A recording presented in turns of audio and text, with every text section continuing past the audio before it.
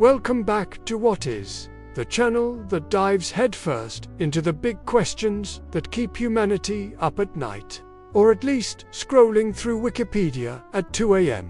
Today, we're tackling a mindbender, a concept that stretches the very fabric of reality.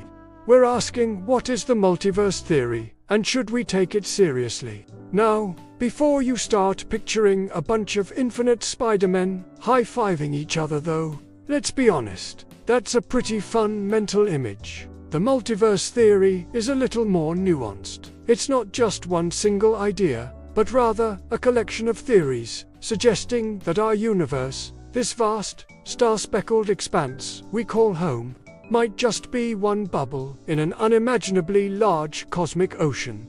An ocean filled with other bubbles, other universes. Let's break it down.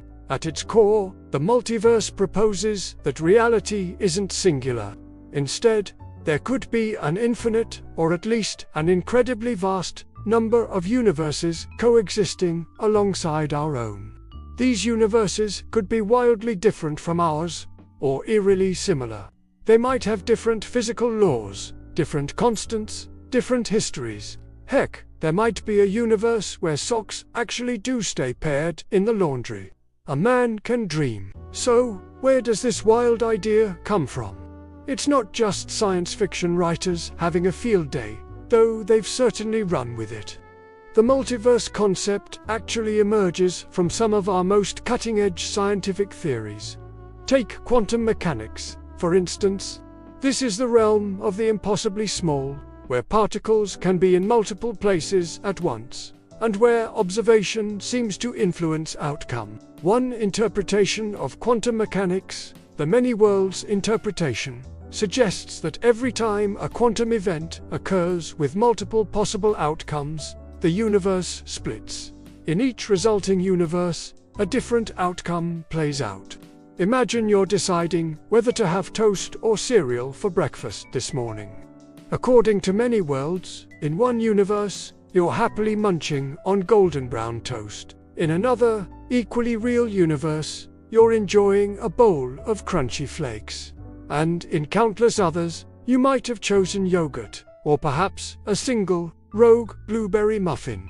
This happens, not just for your breakfast choices, but for every quantum event, everywhere, all the time. It sounds a bit much, doesn't it? Like a cosmic episode of Sliding Doors. But this interpretation helps solve some perplexing problems in quantum physics without resorting to complex mathematical gymnastics. Then there's the theory of cosmic inflation. You might have heard of the Big Bang, the idea that our universe started from an incredibly hot, dense point and has been expanding ever since. Cosmic inflation is a proposed period of extremely rapid expansion immediately after the Big Bang. Some models of inflation suggest that this process didn't just happen once, but is a continuous, ongoing phenomenon, creating new bubble universes like ours constantly. Think of it like continuously boiling water. As bubbles form and expand in the pot, so too might new universes be forming and expanding in the vastness of space-time. Our universe, in this scenario, is just one bubble that happens to be within our observable horizon. And let's not forget string theory. This ambitious theory attempts to unify all the fundamental forces and particles of nature by proposing that the basic constituents of the universe are tiny, vibrating strings. String theory requires more than the 3 spatial dimensions we're familiar with, often suggesting 10 or even 11 dimensions in total. These extra dimensions could be curled up so small we can't perceive them, or they could be large and, well, they could contain other universes. So, we have quantum mechanics, cosmic inflation, and string theory, all pointing, in different ways, towards the possibility of a multiverse. It's not just a whimsical idea. It's a potential consequence of our current best attempts to understand the universe. Now, the big question, should we take it seriously? From a scientific standpoint, and this is crucial, the multiverse theory is still largely theoretical. It's incredibly difficult, if not impossible, with our current technology, to directly observe or test. We can't exactly hop in a spaceship and visit Universe B, although that would make for a killer travel vlog. The lack of direct empirical evidence is a major hurdle. Science thrives on observation and experimentation. If we can't interact with these other universes or detect their influence, then for many scientists, the multiverse remains in the realm of fascinating speculation rather than established fact.